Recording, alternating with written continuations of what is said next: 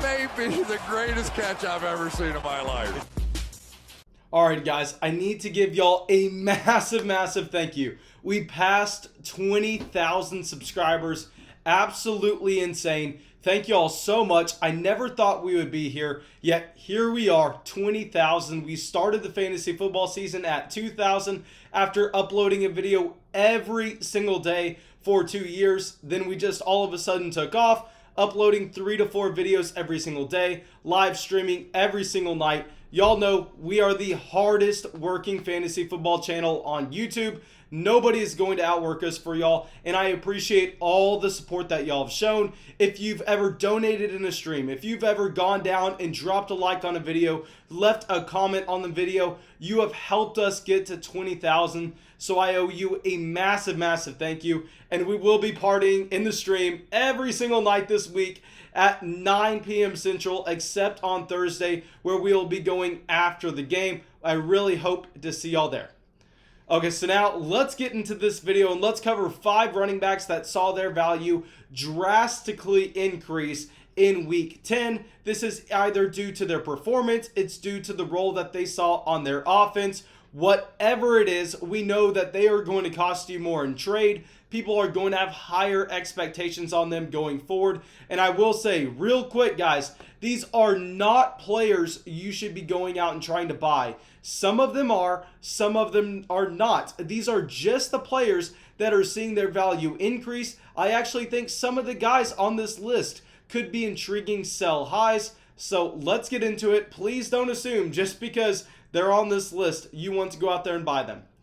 Okay, so our first running back, my favorite running back of the 2020 NFL draft class, DeAndre Swift. Guys, if y'all remember with Swift, if you were one of those 2,000 subscribers during the summer, he was our running back 1 going into the NFL draft. We loved what we were seeing from DeAndre Swift out of Georgia in that he had the size, he had the athleticism, he had the pass catching ability, really everything that you would want. Then he landed in Detroit. We hated the landing spot. We actually moved up Jonathan Taylor and Clyde Edwards-Helaire ahead of DeAndre Swift. But looking back on it, guys, that may have just been a mistake, because right now it truly looks like DeAndre Swift looks like he is the 2020 version of Miles Sanders. He got that receiving role right away in week 1 for the Detroit Lions, and ever since then he has been slowly but surely increasing his overall workload in this offense.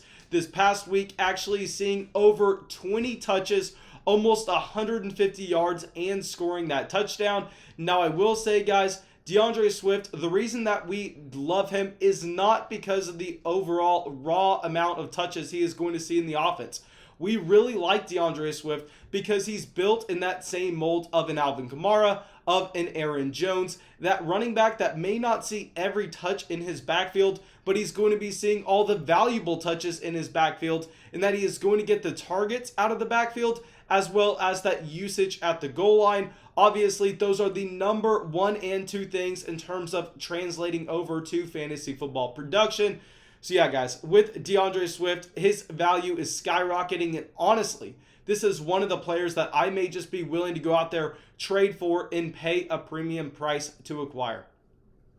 All right, now our next running back, Josh Jacobs. Guys, with Josh Jacobs, this is a very intriguing situation. I did not necessarily get to watch this game, but he ended up seeing 21 carries, 4 receptions, over 130 yards, and 2 touchdowns. But the problem here is we actually saw Devontae Booker almost match the raw number of touches out of the backfield that Josh Jacobs saw this week. Guys, please go down to the comments. I did not get the opportunity to watch this game just because at 3 p.m. there were so many other games going on. Clearly, we need to dive into the overall breakdown of when we got Devontae Booker these touches, whether that was when Josh Jacobs left the game due to injury, whether that was at the very end of the game during garbage time. It's going to matter. If you have that answer, please go down to the comments below. Let other people who are watching this video know. By the time you leave that comment, we'll probably have already figured out that answer. I'll probably actually go down there and leave it in the comments as well, but please let me know what you were thinking about. And with Josh Jacobs, yeah, we just have to acknowledge the fact that after this massive performance, he is going to have a significant amount amount of fantasy football value compared to where people had him before, just because we were not seeing him over the past few weeks get the targets out of this backfield, but coming away with 4 receptions. It looks like he's answered those questions. He should be on the rise, and we should be expecting great things from Josh Jacobs whenever he's healthy. All right, so now our next running back, Ronald Jones. The storyline with Ronald Jones is the right away fumble that he saw at the very beginning of the game. Everyone and their mom assumed that Bruce Arians was going to go out there and bench him after that fumble, like we have seen so many times so far in 2019 and 2020. But no, that did not happen. They allowed Ronald Jones to go out there and completely tear up this Carolina Panthers defense. 23 carries, almost 200 yards, a touchdown, and a reception. Now, with all of this production, not all of it, but the majority of it came in a 98-yard rush from Ronald Jones. Obviously, if you take that out, it's still an extremely impressive performance. So really, that should not be used in an argument against him. But what I will use in an argument against Ronald Jones, and where I think that he could actually be a sell high candidate, is if we are looking at this Tampa Bay Buccaneers offense, it is extremely game script dependent on whether we are going to see Ronald Jones or Leonard Fournette in the game. Clearly, we have seen so far over about a month of both of these running backs being healthy at the same time that if the Tampa Bay Buccaneers have a lead in the football game, we are going to be seeing Ronald Jones handle a significant amount of touches out of the backfield. But if the Tampa Bay Buccaneers are in a competitive game or are trailing, we are going to see Leonard Fournette seeing the majority of the touches out of this backfield. So I'll say real quick, guys, going up against a very easy defense, obviously this was going to be a Ronald Jones game. If you could use this as some leverage in a trade, maybe you can take a wide receiver that's on your bench like a Travis Fulgham, like a Tyler Boyd, package him together with the Ronald Jones to get that upgrade at running back after this week. I think that would make a ton of sense. All right, now let's get to another rookie running back that we loved coming into the season, just like DeAndre Swift, but Antonio Gibson. Guys, Antonio Gibson is coming off a performance where he saw 2 touchdowns, 4 receptions, over 60 yards, and 15 touches. And yeah, I know with Antonio Gibson, this has not been a running back that we've been able to rely on for top end production every single week. And the reason behind that is we are seeing J.D. McKissic get way too much usage in this backfield. J.D. McKissic is coming off of back-to-back weeks where he saw double-digit targets for the Washington football team.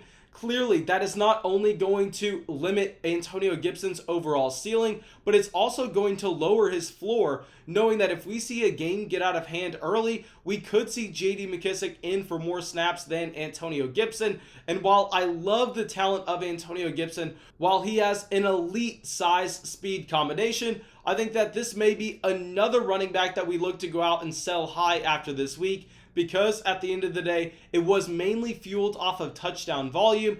And on top of that, this performance was against one of the worst run defenses in the entire NFL.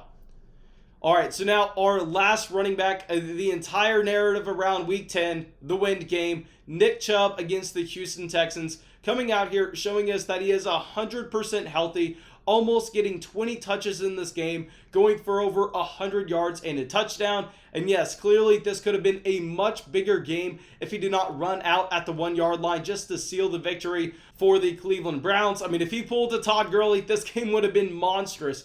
And guys, I know a lot of people are going to be looking at this performance from Nick Chubb and wanting to go out there and send some offers for him. I am going to try to be the wet blanket in this situation.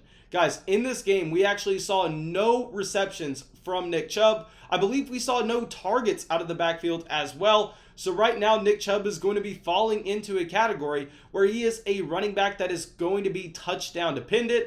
Obviously, there are some certain scenarios where you could see those running backs provide you that top 3 production, aka Derrick Henry. But the problem with Nick Chubb is not only is he not seeing the targets out of the backfield, but he is also competing for touches in the offense with Kareem Hunt. Kareem Hunt looked extremely impressive this past week. And I know y'all may be very annoyed with me because 2 weeks ago, I told y'all to go and try to buy Nick Chubb low before he came back from injury. And now I'm going to be telling you to sell Nick Chubb high just because he's not getting those receptions in the offense. But guys, instead of being annoyed for me for quote-unquote flip-flopping, no, instead be happy with me that I allowed you to go out there, make that profit, score those points in your starting lineup, and improve your fantasy football team through trade. Now, that's all I got for y'all. Really hope y'all enjoyed the video, and I hope I see y'all in the live stream tonight.